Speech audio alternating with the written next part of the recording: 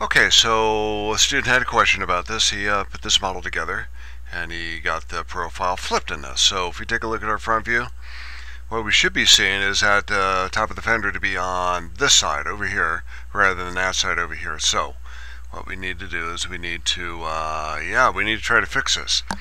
So let's take a look at our sweep. Now let's take a look at our profile and see what we need to do that.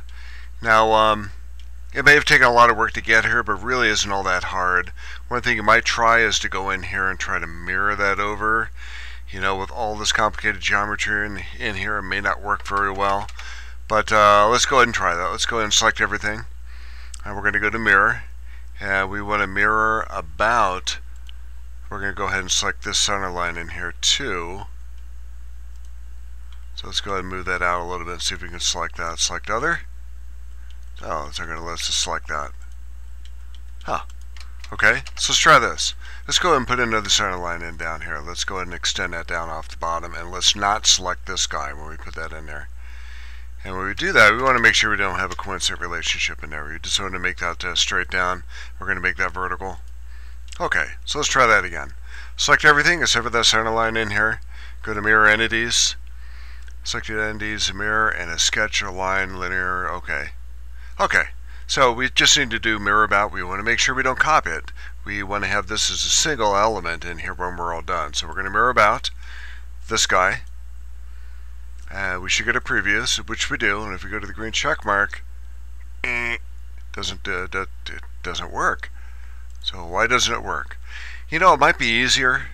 And I think it doesn't work because if we have a lot of complicated geometry in here, especially that bi-directional offset that we have. But it's easy enough just to take a line. You already have your start point here. Line 1.5 inches down, another line 1 inch over, and then put the fillet on that end, tangent fillet, or the tangent, I should say the tangent arc, and then put the dimensions on that in regard to these two extra lines that we have in there. And then put in this tangent, this arc in here, not this arc, but this fillet in here, which is the same as that, and it actually goes pretty quick. And once you do that, you're ready to go. So let's go ahead and delete everything, and just go ahead and do that. So quickly, down, over, tangent arc. We could just take that line and bend that down here. And we could take our center line over here and put that in here, make an extension of the center line over here. Go to the tangency on that.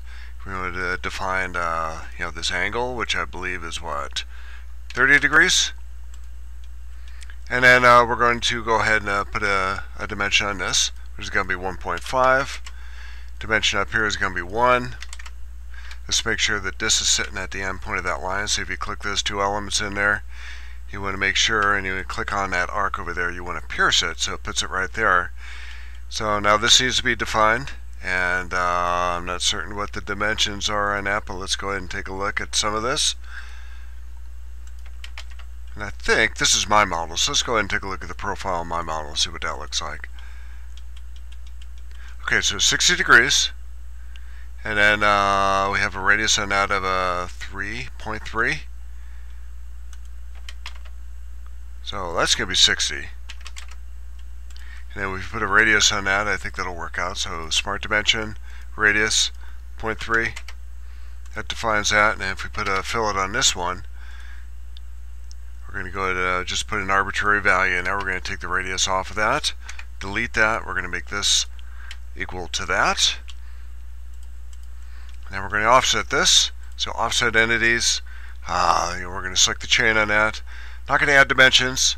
We want to make it bi-directional, and then we're going to make that 0.05. So we're going to click on this line over here, and just right-click over there. And we're going to cap the end down here.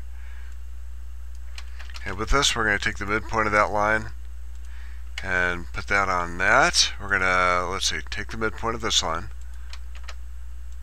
And we want to make sure, yeah, it looks like it's already there in the midpoint, so that's okay. So all we have to do is really put a dimension on this, of 0.1, and that should define that a little bit better.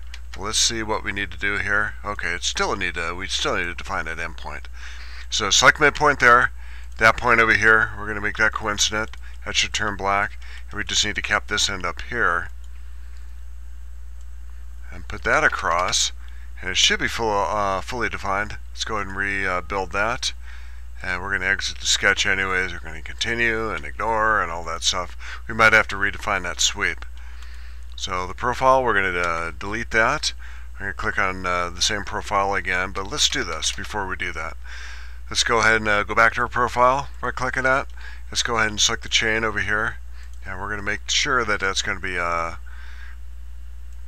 center lines. So it's just going to be reference geometry. Now we're going to go ahead and rebuild that.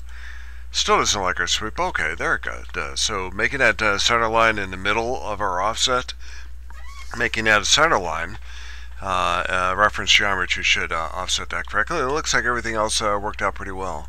But our profile one, probably have to redefine that. You're going to have to take these on edge relationships and delete those, and then reestablish that. And it looks like we might have to do the same thing with our guide too.